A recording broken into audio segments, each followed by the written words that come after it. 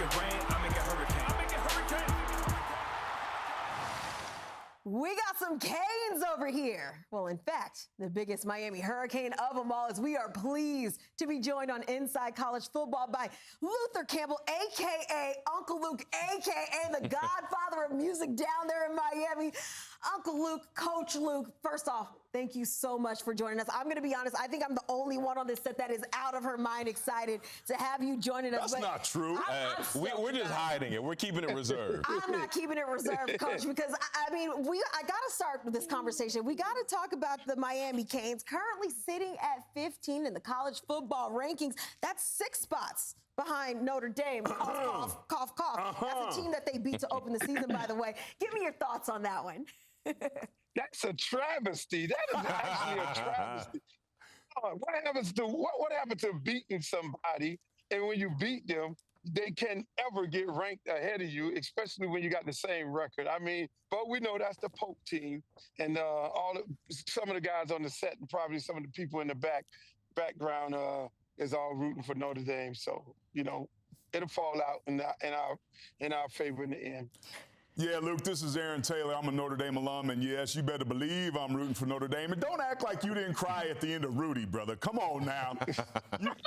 I cried at the end of Rudy, but you cried when we went up to Notre Dame and beat your brains out. Y'all was crying when we got in that pregame fight back at 88. I heard some great stories about that.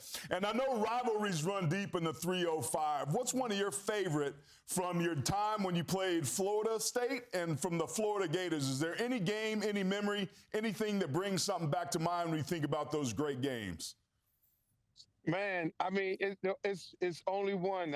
Florida State, when Miami played Florida State, I went up to Club Moon in Tallahassee, did a concert.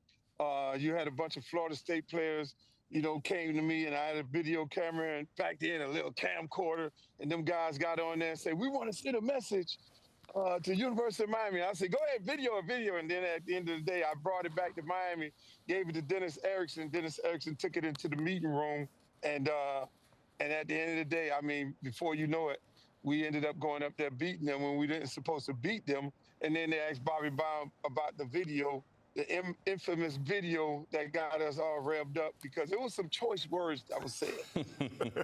Luke, this is Damian Harris here, former Alabama running back, and I'm going to step away from football for a second. And I got to tell you, I'm a young guy. I'm Gen Z. So this question is for all the young kids out there, the Gen Zers, the Drake fans. When you heard "Tell Uncle Luke I'm out in Miami too," did you know that was coming, or were you surprised? And if you were surprised, what was your reaction when you heard Drizzy spit out that famous line? I was a little surprised, because, before that, I had them said something about, Lil Wayne, them moving down here in Miami. And I was saying that, if you're going to move down here, you need to be involved in the community. So that was a big thing. I'm like, look, you come read to the kids at the park, do something, if you're going to be down here. And then Drake made his song saying, I'm out in Miami too, and all that. And then, I kind of took it, some people like it was a sneak diss, but then I was like, nah, I'm not going to take it. I'm an OG. I ain't going to take it as a sneak diss. And then I saw him at one of our famous clubs. I can't mention on here. Later on that night. I would assume paying homage, because you got to pay homage to the king of Miami and the music that you have created. But I do want to go back to the Canes, because we cannot have you on this show without talking about some of the history of some of these players. I'm thinking Devin Hester, who we've had on this show. I'm talking Moss. I'm talking Irvin. But let's talk about this up-and-coming talent, Malachi Tony. What have you seen out of him? Anything that stands out about his style of play this season? He's no surprise. He's no surprise. When you're here in Miami, and you watch these young men grow up, from 4 years old to 15 years old, you know what he's going to do. And his dad, I'm pretty sure one of you guys played with him, which is Antonio Brown De La. He played at West Virginia, did the same thing at West Virginia, did the same thing at the Washington Redskins at the time, and so we're not surprised at what he's doing. You were the original OG with NIL before it was legal. Now that it is... Oh, don't do that. Don't do that. There's no statute of limitations here. You trying to Notre Dame people always trying to get us on sanctions some kind of way. My question is this, though, Luke. You're doing great things now in the community, and you mentioned about trying to have people come back. Do you think NIL is enough to address the needs of what goes on with young folks? And if not, what else can be done? You know, I do think NIL is a great thing, but you know, when one of the new things that they did, which is concerning, because again, I coach high school football. I'm out here, and you know, it's tough right now. When I talk to Friedman, he just left on his bye week down here. How difficult it is to get some of these high school players in college. You know, because of NIL, because kids are moving up. It's almost similar to Major League Baseball, where it's a AAA, AA, and guys from the AA get moved up to the big show and all that. And so, you know, when it comes to NIL, it is a great thing for these student athletes to be able to get rewarded for their pay, but then it can be a bad thing. You know, I have kids that I coach that's on Miami roster, haven't touched the field yet, but if they would have went somewhere else, they would have been able to play. So, you know, they went over there for the money, you know, and didn't touch the field. So it can be a bad thing in a sense, but one of the most important things, they just changed one portal. I think they should have put another portal after the fourth game, because you know, if you play the fifth game, that, you know, you got to make a decision whether you're going to redshirt or not. So I feel like at that time, they should have gave kids the opportunity to be able to jump in the portal right after that fourth game, because you know if you play the fifth game, then that kills your red shirt. So, Luke, you've been there for the Miami Glory days. You've seen the championships. You've seen the first-round picks, the great players. You've seen the great head coaches. My question for you, how much belief do you have in Mario Cristobal to be the guy as the head coach of the Miami Hurricanes? Well, when he first got here, I mean, my two picks was Lane, obviously, because, you know, that's a good friend of mine, but, you know, he could get the job done, him and Mario. And so, obviously, he gave the job to Mario. You know, he started off with a bang. He's doing good in recruiting. That's what he do. But the last couple of years has been in-game coaching, you know, something that he brought back from Oregon, that the Oregon fan.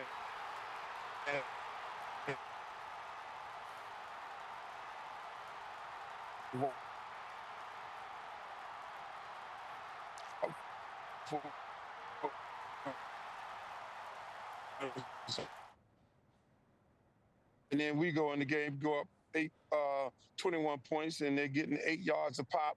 So obviously they didn't fix that last year, get us knocked out of the playoff. Then same situation at SMU with the worst pass defense. We don't exploit that. You know, when we go up there at SMU, we're so much better than them, and we end up losing the game, and that's, you know, that's because of coaching. So, you know, and he bounced back against Fran and changed up the offense. We've been crying for outside zone out here in Miami. One thing about Miami, we know football around here. I mean, even the 4-year-old kids know that you're supposed to be throwing the ball downfield. And so, you know, they still got some work to do on the offense. And hopefully after the committee head got on TV last night and said, hey, the offense concerns us, that's what's going to slip Notre Dame in. We're going to do y'all like Florida State. I think they got the notice. You know, they don't have to listen to us no more. They got the notice. You said you guys out there in Miami, you guys know football, so I want to have a little fun with you. You've watched some of those historic teams. I'm talking back in the days and the Orange Bowl. So I want you to give me your perfect Miami offense. So let's build this position by position. Let's start at the quarterback position. Who do you have? Oh, why would you do that to me? Man, we got Geno, we got Ken Dorsey. We ain't never lost a game. I mean, you know, Notre Dame people can't say that. I got to go with Ken Dorsey. The quarterback. Okay. All right. We okay with that? Yeah, I was hoping he would say that, because I played for Ken Dorsey, and I know how cold he was in Miami. So, Uncle Lou, he do know some football. Okay, he does. all right. Let's go to the running back position then. Uh-oh. And Edgerrin James, no question about it. I know we're Gay Porters, you name it. Our guy who played 1 billion years in the NFL, Gore, they going to get mad with me. Hey, look, that's fine. I'm an Edgerrin James guy. Okay, not a bad answer at all. Now I'm going to give you 2 wide receivers to choose from. 2 wide receivers. I'm going to go back to the GOAT. Okay. I'm going way back because I'm going back to downtown Eddie Brown. See, you gotta see the old guy on the set know who that is. Downtown Eddie Brown, and then I gotta go with Michael Irvin. Not bad right there. All right, let's wrap this up. You got to give me a tight end then. Ooh, you got some good ones. Yeah. Tight end. Oh man, you don't want me to tell you. I really love. Oh man, I really love the young brother who dad played for the San Diego Chargers, but I gotta go with Shockey. Only one answer. Yeah. He's good. Well, I know with the benefit of hindsight, because I'm an old guy too, the transgressions in my past have turned into maturity. You are now a coach of young minds and get to impart on them. And good coaches are good teachers. But I'm curious about what those young players have taught you about the game of life and what that's looked like in your new role. Man, I mean, this is like I started coaching in 2003, and I always, wanted to figure out a way to be able to touch and reach young men's lives, to be able to help steer them in the right direction. And what they've taught me is to be humble. Every year it becomes different. Like I coach totally different than I coached 5 years ago this year. And so you have to grow with the times. You have to understand these young men, and you have to understand the things that they go through, because most of the kids that I coach come from blighted communities. They don't go home to food. Some of them are homeless. I got to make sure they get back to the homeless shelter. I mean, like when you heard the story of Teddy Bridgewater sending kids home in an Uber and making sure that they ate food, and for him to get sanctioned like that. Those are the things that we got to deal with here in our community. I mean, I'm right across the street from the projects. This is not Pleasantville under those circumstances. Can I coach in Pleasantville? Yeah, but my job is here. The man upstairs sent me here. That's a beautiful mindset you have, and it's a perfect transition into where I want to go. Luther Campbell Way. How does that sound to you? Now, for the people out there that don't know, your hometown street was just recently named after you, Luther Campbell Way. How does that sound and how does that feel?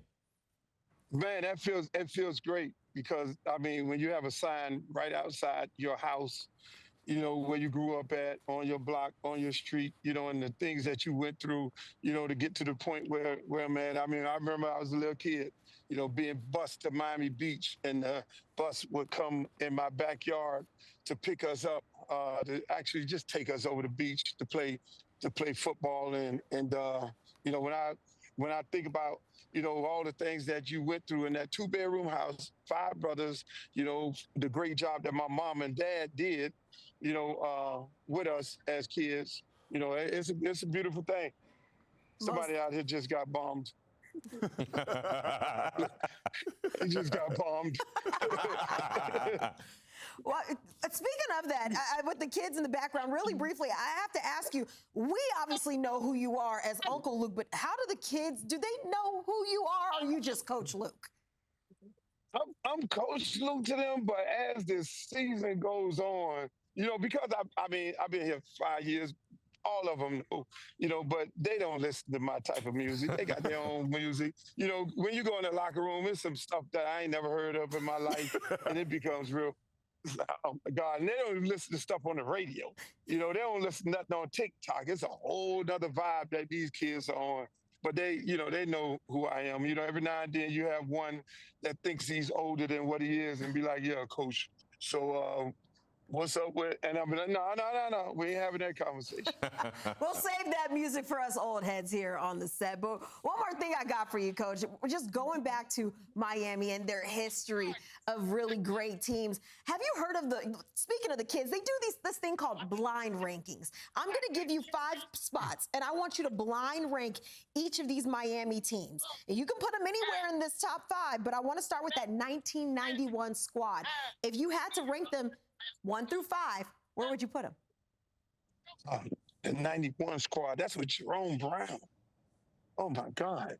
Oh, I'm putting Jerome Brown squad number 1. Okay. Okay. I know some people going to get upset about the 2001 and all the draft picks and all that, but JB is the architect of University of Miami swag. Don't get it twisted. He is the architect. Most people don't give him credit because God bless his soul, he's not here, but he is that. I mean, when I was hanging out, at the school and hanging around the guys. He created the swag. He created what University of Miami football is all about. All right. How about that 1989 team? Oh, yeah. 89, I would say 89 is 4. 4. Okay. 4. I would say 4. All right. We were talking about that 2001 team with those draft picks that you mentioned. Where do they go on that list? 2. Got to be 2. Got to be 2.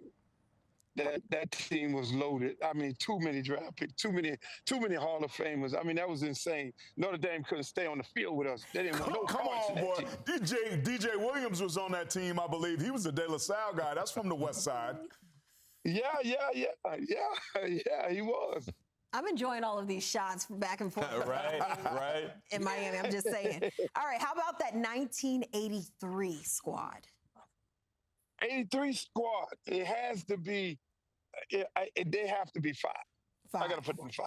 Okay, so that means you are okay putting the 1987 squad as number 3. Is that 3 on your list? 3 on my list. Yes. All 3. right. How do you feel about these rankings? Feel confident?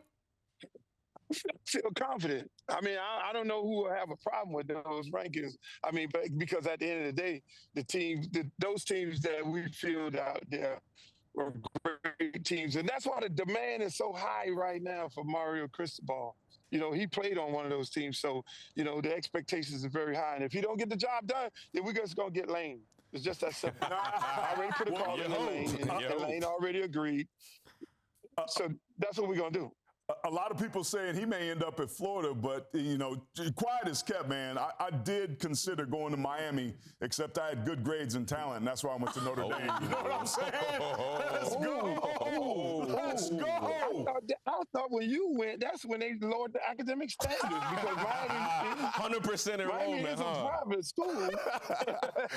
that 3x5 did keep me alive. I ain't gonna lie. I'm enjoying this conversation way too much, but we know you have plenty on your plate. You have your kids to get to. We appreciate you stopping by. We appreciate the work that you are doing in the community.